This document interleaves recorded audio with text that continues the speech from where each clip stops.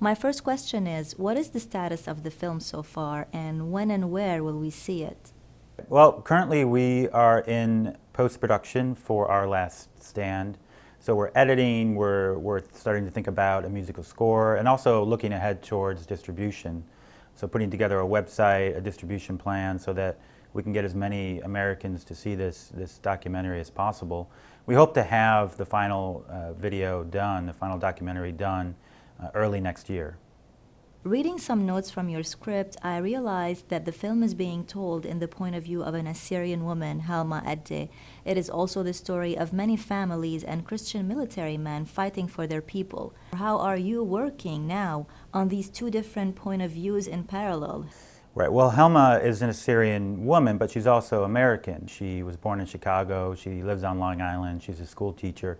Very American, yet at the same time she's Assyrian. Her father came from Syria when he was in his 20s, and she has the whole family has a strong connection with their ancestry, with their roots.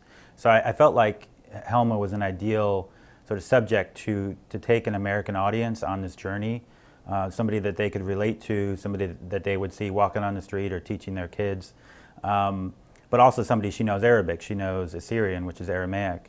So she's kind of the person that is guiding the viewer through the documentary, and then we meet a lot of different people along the way, and some of these main subjects are a priest who runs a very well-run refugee camp outside of Erbil. There's also a social worker who works with refugees all around northern Iraq. Another character that we come across and spend time with is Kino, who is a member of Syriac Military Council, MFS. It's a Christian militia in northern Syria, and he's a young man, and he's very dedicated to the cause of protecting really all people from ISIS up in northern Syria. As a filmmaker, what is the most fascinating thing that stayed with you from this trip?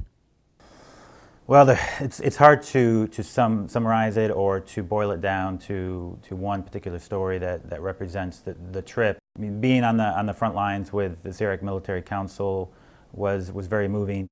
To see the dedication that they have to protect their people, their villages, and also going back to some of the villages that had been taken over by ISIS in Syria, and to see the churches destroyed, the homes destroyed, knowing that many dozens, even hundreds of people had been abducted by ISIS in these villages was very distressing, but at the same time to listen to the people there and their stories and how resolute they are.